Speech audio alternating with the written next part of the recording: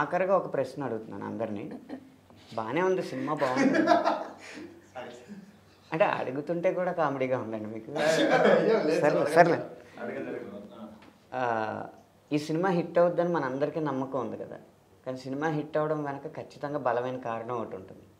ఎవరి వల్ల ఈ సినిమా హిట్ అవుద్దని అనుకుంటారు మీరు చెప్పండి. నాకు తెలిసి శౌర్య గారు వల్ల, ఆయన యాక్టింగ్, ఆయన ఎలా ఈ సినిమాని మొత్తం ఆల్మోస్ట్ షోల్డర్ మీద పెట్టుకుని తీసుకెళ్లారు. I think because of Shaurya cinema super. మీరు చెప్పండి సార్. ఐ థింక్ ఈ సినిమా క్రెడిట్ అంతా ఐ థింక్ నా డైరెక్టర్ పవన్కి ఇస్తాను.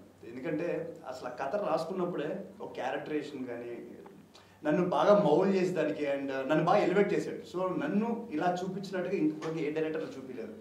అండ్ క్రెడిట్ అంతా నేను పవన్కి ఇస్తాను. ఈ సినిమా డెఫినెట్లీ బ్లాక్ బస్టర్, ఆ బ్లాక్ బస్టర్ పవన్కి. నేనైతే హీరో గారు అండ్ మై ప్రొడ్యూసర్ గారు సుధాకర్ గారు, లైక్ నాకు అన్ని విషయాల్లో they supported me in terms of everything. Hero గారు, సుధాకర్ గారు ఏదంటే లైక్ నాకు ఇంగ్లీష్ రాపని ఇప్పుడు ఇంగ్లీష్లో అడుగుతున్నానండి.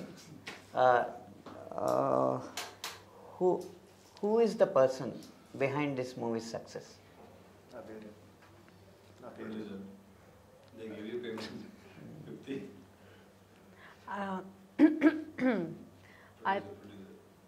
Yeah, because he's producing it, of course, it's his money. But I mean, Pawan plays up because it's his story, and the way he has shown the depth in every scene. I feel like this is very important because there's so much depth in every scene. The very small things which actually happen, but people are not able to show that. And I think he was able to hit the cinema. And visual ఒకటి ఉంటే సరిపోద్దా? కాదండి, basic ఇప్పుడు మీరు అడిగిన క్వశ్చన్కి మేము కరెక్ట్గానే కదా ఆన్సర్ ఇస్తున్నాం. ఏంటంటే కరెక్ట్గా ఇచ్చేది ఎప్పటి నుంచో వస్తున్నానండి ఇంటర్వ్యూల్లో, కనీసం ఇందులో పిలిచారు అనుకోండి అది వేరే విషయం. అసలు లిరిక్ రైటర్ అనే వర్డ్కి సినిమా సక్సెస్లో భాగమే లేదు, అంతే కదా మీ అందరూ ఉద్దేశం. అంటే పాటలు రాలేదండి నేను, పేమెంట్ లేకుండా ఎందుకు చేస్తాం కానీ. యాక్టింగ్ చేసిన మీరు లిరిసిస్ట్ అనేవాడికి కొంచెమైనా గౌరవం ఇవ్వాలి.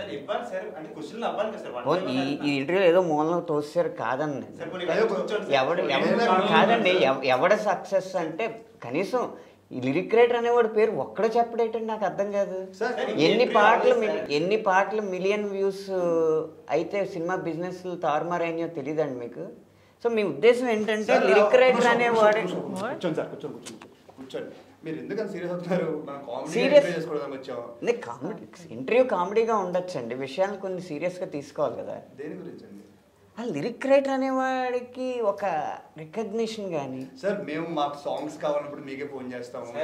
అదే నా సాంగ్ కావాలనుకున్నప్పుడు ఫోన్ చేస్తాం. ఇప్పుడు ఇంటర్వ్యూ స్టార్ట్ అయింది సార్, 1 by 1 వెళ్తున్నాము, అడుగుతున్నాం కదా సార్. 1 by 1 అందరూ చెప్పేశారండి, ఇంటర్వ్యూలో ఉన్న వాళ్ళు అందరి గురించి చెప్పేశారు.